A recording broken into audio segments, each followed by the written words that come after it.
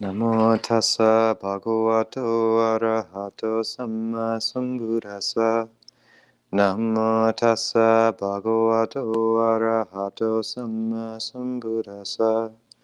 Namo tassa bhagavato arahato samma sambuddhassa. Buddhaṃ dhammāṃ saṅghāṃ namasami.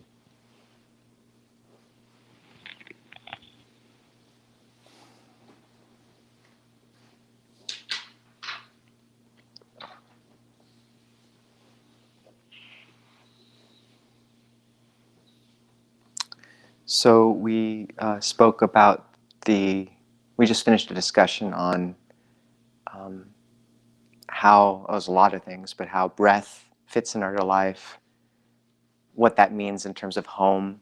And people spoke about how the sense of sort of practitioners together and shared spiritual family is home.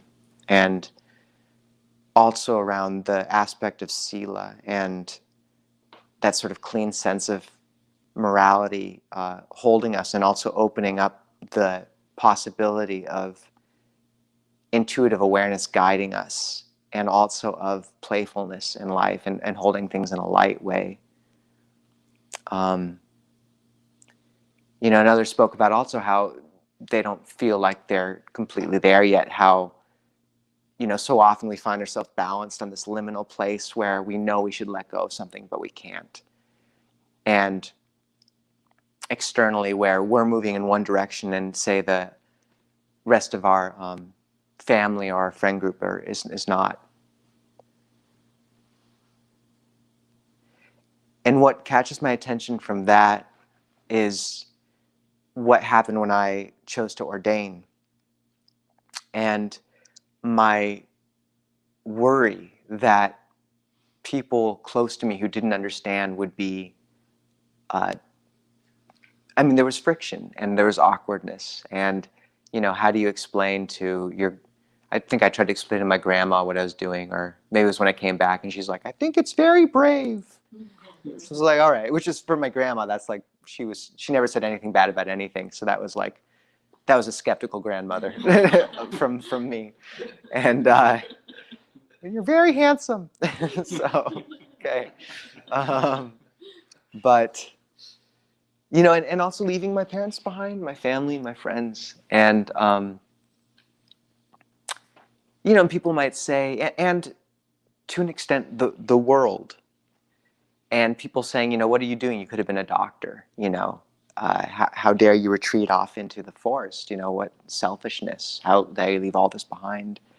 And I think we all experience that to varying degrees as we move deeper into practice. It doesn't have to be running off to Thailand and taking robes. It can just be leaving the dinner party 30 minutes early because you're going to go meditate, and how does that sound? And there's that sort of buzzkill aspect to it.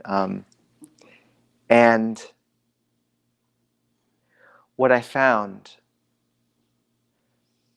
was that first, the people that I cared about the most in terms of who resonated with me the most and who understood, the distance between me and them diminished, even though I was on the other side of the ocean. It's like I spoke to, say, my parents or my other practitioner friends less than I used to, or maybe about the same amount, but I certainly saw them less. And yet, and I feel this again and again with spiritual friends I meet now. It's as if, I've just met sort of Gordy. This is our second time talking. Lacey, we just met. Rachel, everyone. Like, there's a sense of, when I meet people who are sincere on this path, there's a sense of immediate recognition where it's like, oh, okay, and you can just sit down and, it's not this sort of dance and, there's none of this sort of Machiavellian social dynamic, and just this deep resonance of two people trying their best and also moving in a similar direction and really recognizing that shared spiritual goal. And the Buddha said this, that in the Principles of Harmony in Majjhima Nikaya 48, which is a sutta where he sort of tells the monks how to get along after they start arguing over one of them basically doesn't flush a toilet. So and it blows up into this huge thing. It's very uninspiring. But he gives a great sutta from this, and basically says the most important aspect of condition for communal harmony is shared right view.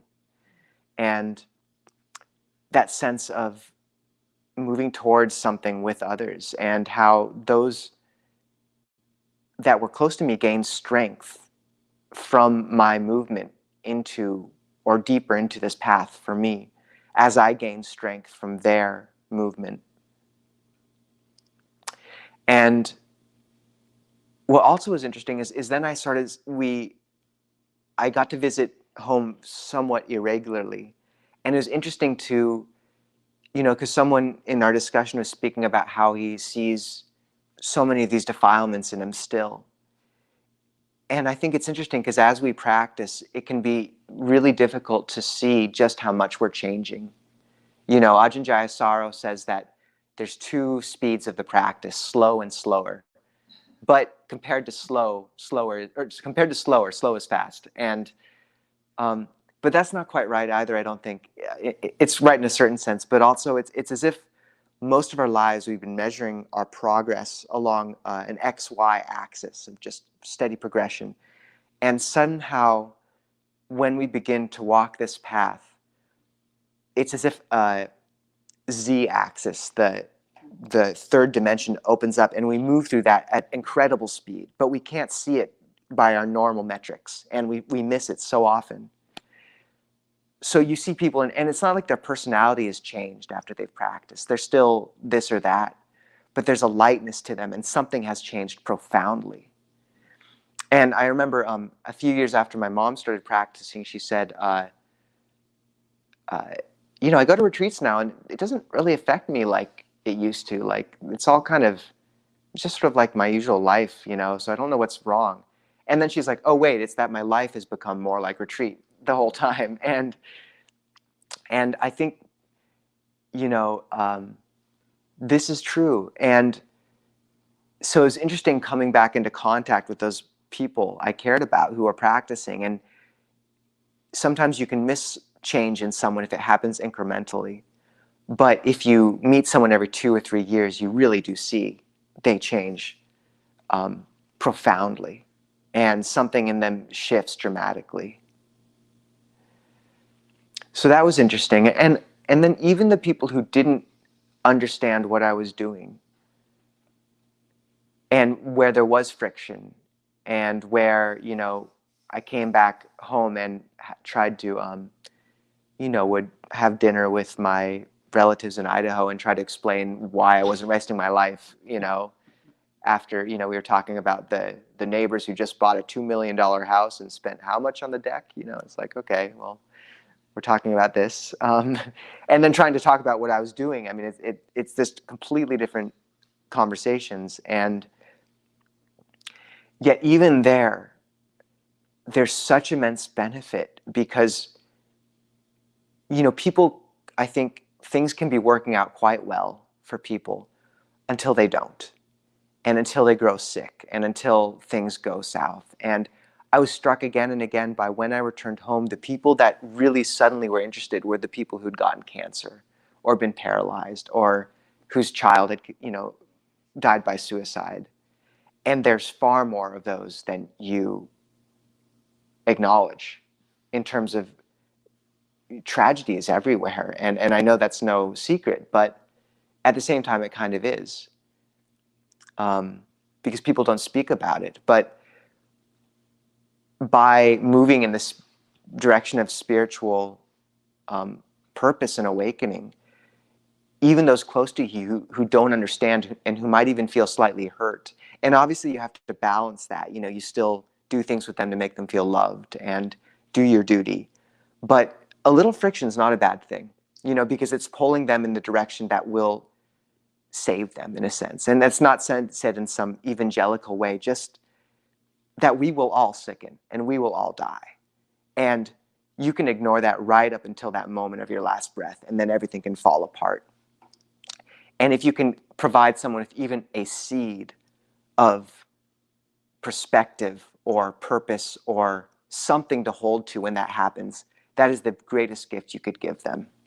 And if you believe in rebirth, then if you look at this in terms of the whole perspective of many, many lives, then that gift becomes even more precious, because how long have they been wandering? And you can give them a sort of inheritance of one kind in the world, or you can give them that one sliver that might change of dharma and of practice, which might change their trajectory for finally after so long. And then I think also, when we're sort of caught in this place where we've tasted home, we've tasted it, and yet we're forced, and I think maybe it was Chogyam Trungpa said this, like, he warned people, like, if you haven't started practicing, go home now, because once you start, you don't get to stop. And I think you can stop, like you can, but you always know you said no to something in you which was profoundly important, and you never totally recover. And there's always a sense of nausea and uneasiness. And I know for me, this is what drove me to robes. And not that everyone is meant to be a monk or a nun, but for me, it did feel right. And I knew that I was doing good things in my life, but there was always a sense of queasiness. Like the compass needle is pointing just a little bit off, and it digs into you inside because you're not aligned. And as soon as you get that alignment, then there's such strength and purpose in that. And so just to say that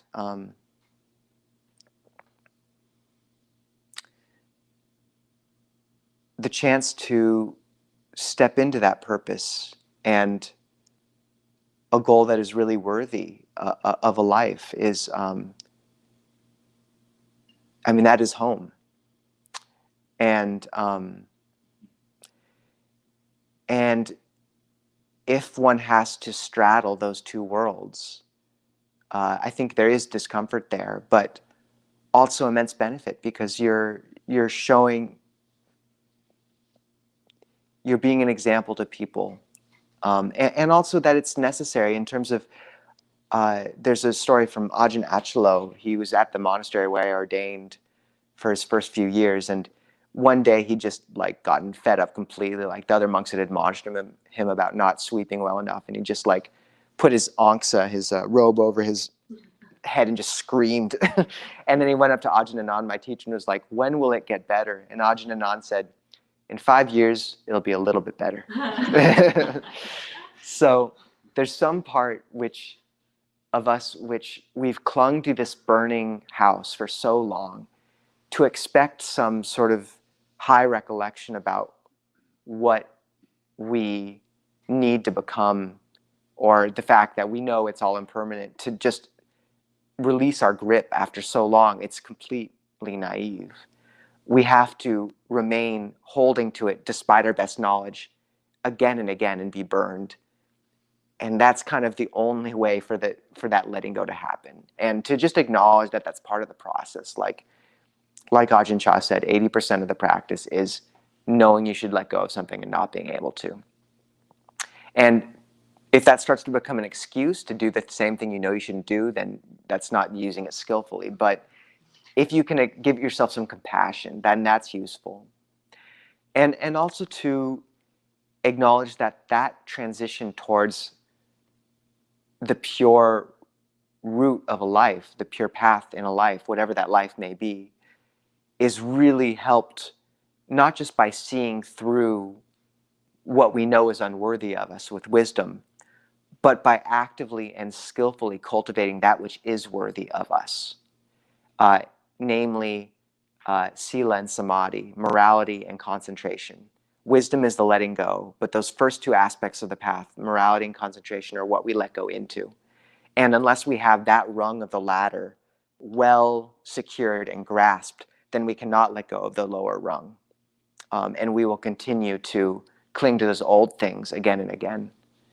And that's why cultivating breath meditation skillfully is so important. Is if meditation just becomes a sort of rote technique of centering into some sort of, it's sort of calm, but vaguely neutral, we can get some perspective on things, and it's still powerful. But if one can really use skill, and as Ajahn Nisabho says, think like a thief, in terms of being very playful and very skillful and creative, and learn how to use this robust method of breath meditation to really learn how to calm the mind and defilement and brighten it, then those structures and nourishment that's unworthy of us, that we fed on for so long, that junk food of the old fantasy,